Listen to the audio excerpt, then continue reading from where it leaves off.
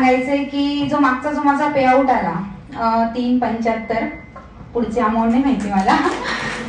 तर ती अमाऊंट ऐकून बरेच लोक शॉक झाले. आपण बघा एक छोटस रोपट आणतो घरी, पेरतो, आपल्याला माहिती पण नाही की ते किती दिवसामध्ये ते वाढणार आहे आणि ते काही वर्षामध्ये 2 वर्षामध्ये ते रोपट इतकं मोठं होतं की त्याला फळं येतात की नाही. सेम तसंच माझ्या बाबतीत झालंय की मी एक छोटस रोपट मी त्यावेळेस लावलं होतं. आय थिंक त्या गोष्टीला 3 वर्ष झाले. तर त्यावेळेस मी 4 ते 6 मेंबर जॉईनिंग केले होते. त्या जॉईनिंग नंतर आज मला असं वाटतं की 550 ते 600 मेंबर्स माझ्या अंडर आता सध्या जॉईन आहे. मी फक्त तुमच्या डोळ्यासमोर ती क्रेटा ठेवा. आता मी पण क्रेटाच ठेवली आहे. माझ्याकडे ऑलरेडी सफारी आहे, असं नाही की गाडी नाहीये, सफारी आहे. तुम्ही म्हणाल मॅमकडे गाडी आहे, मॅम आता क्रेटासाठी हे करताय. क्रेटा मला पण हवी आहे. कोणाला नकोय मला सांगा. एखादा समजा अंबानी आहे, तर अंबानी जवळ जो कोणी करोड रुपये घेऊन जात आहे तो म्हणणार आहे का नको मला पैसे नकोय, बरोबर आहे की नाही. तसे मी आज लाखो रुपये, देवाच्या कृपेने मी आज लाखो रुपये कमवते. जर मला माझ्या एका दुसऱ्या बिझनेस मधून जर मला 3-3, 4-4 लाख रुपये घर बसल्या पे आउट येतोय, तर तो मला नकोय का, मी म्हणणार आहे का नको मला.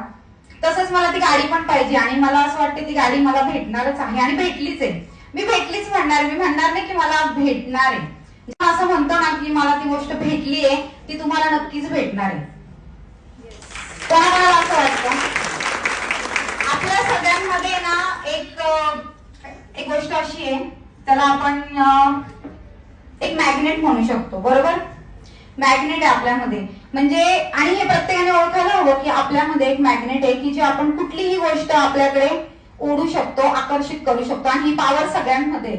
ज्यावेळेस तुम्ही त्या गोष्टीला आकर्षित करण्यासाठी त्या गोष्टीचा विचार कराल आणि त्या विचारातून ज्यावेळेस तुम्ही कृती कराल, ती गोष्ट 100% तुमच्याकडे आकर्षित होणार म्हणजे होणार.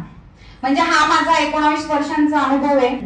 सगळ्यांनाच माहिती की मी आताच एक सिटी सेंटर मॉलच्या समोर द स्टेटस मध्ये राहायला गेली. बऱ्याच जणांना माहिती असेल, माहिती तुम्हाला ती बिल्डिंग द स्टेटस सीसीएमच्या समोर. तर ज्यावेळेस त्याचं काम चालू होतं, अर्ध बिल्डिंगचं काम झालं आणि आम्ही तेव्हा त्र्यंबकला राहायचो, तर अपडाऊन करायचो. तर तिथूनच एबीपी वरनच आम्ही यायचो. तर रोज येता जाता मी ती बिल्डिंग बघायची. मी माझ्या मिस्टरांना म्हणायची इथे आपलं घर हवं होतं किंवा इथे मला घर पाहिजे. ते म्हणे अगं ते घर कधीच तिथले सगळे विकले गेलेले, तिथे एकही फ्लॅट तिथे शिल्लक नाहीये. हे जवळजवळ मी 1-1.5 वर्ष मी हेच म्हणायचे की तिथे मला घर पाहिजे.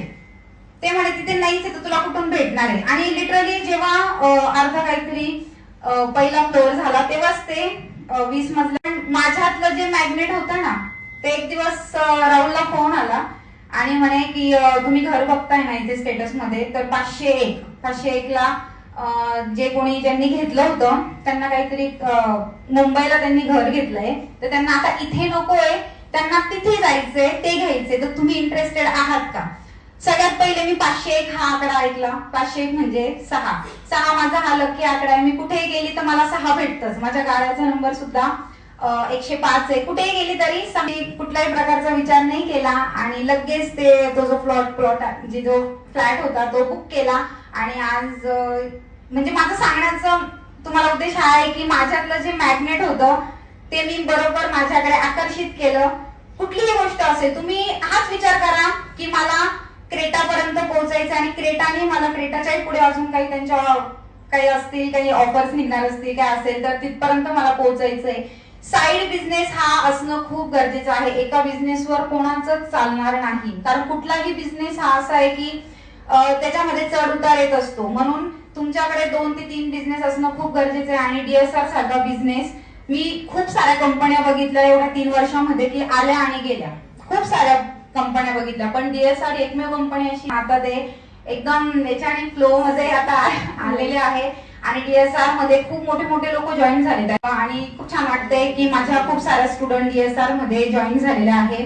खूप छान एकत्र येऊन आता काम करूया. आता मी हाईड होणार नाही. आता मी एकदम तुमच्या समोर येऊन, सगळ्यांच्या समोर येऊन डीएसआर बरोबर काम करणार.